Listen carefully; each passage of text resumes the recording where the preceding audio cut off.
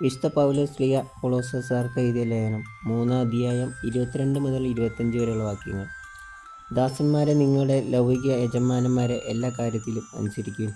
ഇത് മനുഷ്യപ്രീതിക്ക് വേണ്ടി മറ്റുള്ളവരെ കാണിക്കാനായി ചെയ്യുന്നതാകരുത്, കർത്താവിനെ ഭയപ്പെട്ടുകൊണ്ട് ആത്മാർത്ഥതയോടെ ചെയ്യുന്നതാകണം.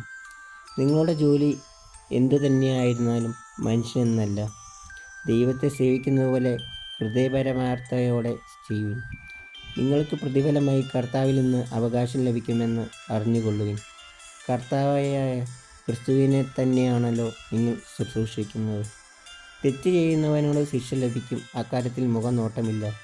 നമ്മുടെ കർത്താവായ യേശു മിശിഹായ്ക്ക് സ്തുതി. മത്തായി അറിയിച്ച സുവിശേഷം 16-ാം അധ്യായം 21 മുതൽ 28 വരെയുള്ള വാക്യങ്ങൾ.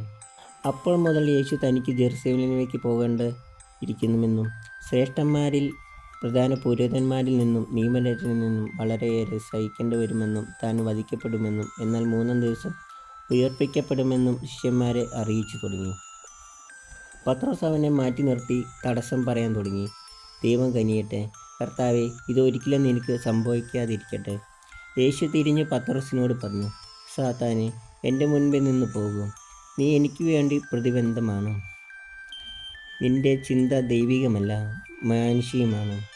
യേശു ശിഷ്യന്മാരോട് അരുളി ചെയ്തു, ആരെങ്കിലും എന്നെ അനുഗമിക്കാൻ ആയിരിക്കുന്നുവെങ്കിൽ അവൻ തന്നെ എന്നെ പരിത്യജിച്ച് തൻ്റെ കുരിശുമേടിച്ച് എന്നെ അനുഗമിക്കട്ടെ. സ്വന്തം ജീവൻ രക്ഷിക്കാൻ ആഗ്രഹിക്കുന്നവൻ അത് നഷ്ടപ്പെടുത്തും. എന്നാൽ ആരെങ്കിലും എനിക്ക് വേണ്ടി സ്വജീവൻ നഷ്ടപ്പെടുത്തിയാൽ അവൻ അത് കണ്ടെത്തും. ഒടുവിൽ ലോകം മുഴുവൻ നേടിയാൽ സ്വന്തം ആത്മാവിനെ നഷ്ടപ്പെടുത്തിയാൽ അവന് എന്ത് പ്രയോജനം? ഒരുവൻ സ്വന്തം ആത്മാവിന് പകരമായി എന്തു കൊടുക്കും? മനുഷ്യപുത്രൻ സ്വപിതാവിൻ്റെ മഹത്വത്താൽ തൻ്റെ ദൂതന്മാരോടൊത്ത് വരാനിരിക്കുന്നു. അപ്പോൾ അവൻ ഓരോരുത്തർക്കും താന്തങ്ങളുടെ പ്രവൃത്തിക്ക് അനുസരിച്ച് പ്രതിഫലം നൽകും. മനുഷ്യപുത്രൻ തൻ്റെ രാജ്യത്തിൽ വരുന്നതിന് ദർശിക്കുന്നതിന് മുമ്പ് ഇവിടെ നിൽക്കുന്നവരിൽ ചില മരിക്കുകയില്ല എന്ന് സത്യമായി ഞാൻ നിങ്ങളോട് പറയുന്നു. നമ്മുടെ കർത്താവായ യേശു മിശിഹായ്ക്ക് സ്തുതി.